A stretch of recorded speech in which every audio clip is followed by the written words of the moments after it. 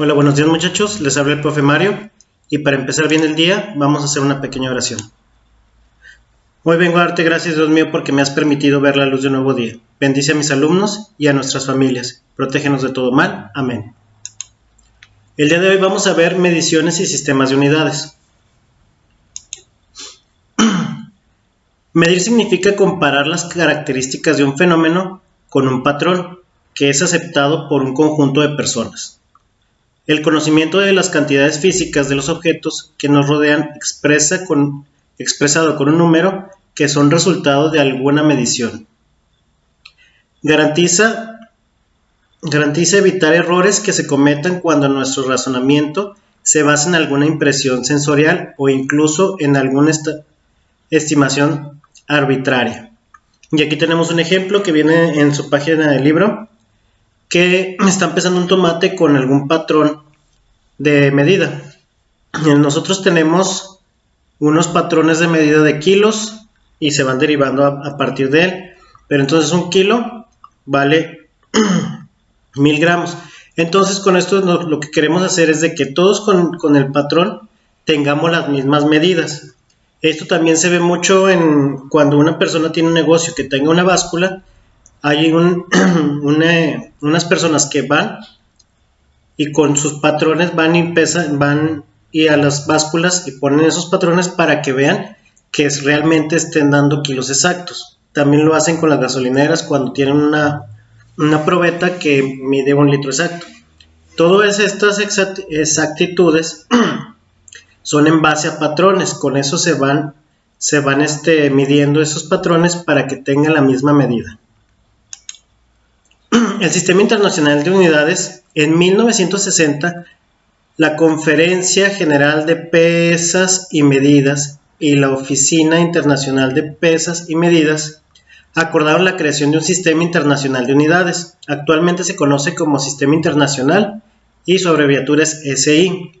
Para el uso cotidiano del Sistema Internacional se usan patrones de unidades que son calibradas contra la copia del patrón original, lo que les decía hace rato. Yo puedo tener un patrón de 1 kilo y ese kilo debe de pesar exactamente el que tenga la otra persona. Para el uso cotidiano del Sistema Internacional se usan patrones, bueno, ahí ya lo vimos.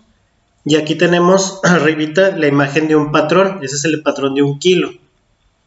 Cada uno de los patrones originales son piezas elaboradas con materiales especiales que se miden a partir de fenómenos en los cuales intervienen diversas constantes físicas o sustancias específicas. Aquí, cuando se crean los patrones, se hacen de material específico para que con el calor o el frío no varíe su peso. A lo mejor va a variar unas milésimas, pero tratan de que sean materiales específicos que el calor no los afecte tanto. En el caso del metro, se define como la distancia que recorre la luz en un intervalo de tiempo de 3.33567 por 10 a la menos 8 segundos. Eso es lo que equivale a 1 metro.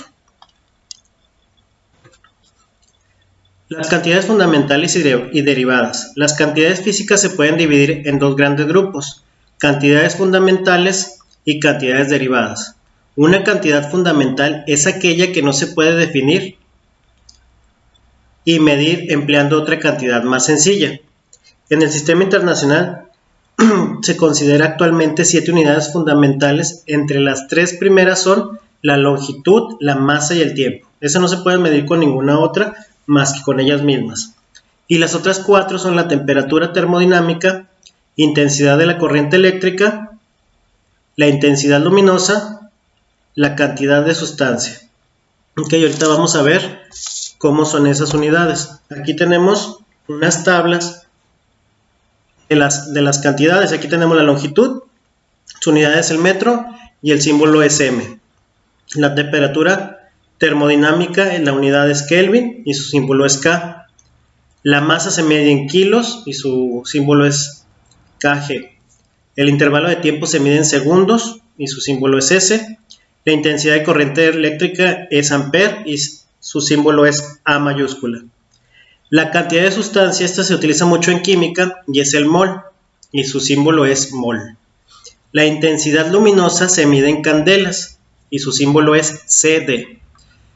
Por favor, muchachos, esto, si quieren hacer un resumencito de lo que les dije anteriormente, pero pongan ahí en su cuaderno, resaltado, porque sí vamos a ver bastantes unidades en este tema. Las cantidades fundamentales y derivadas. Aunque las cantidades fundamentales son importantes para obtener información básica, tomadas por separado no son suficientes para conocer todas las características de los objetos. Las cantidades se componen de las fundamentales, se llaman cantidades derivadas. Una cantidad derivada es la que se define y se mide a partir de cantidades fundamentales. Las operaciones matemáticas que se usan para definir magnitudes derivadas son la multiplicación y la división.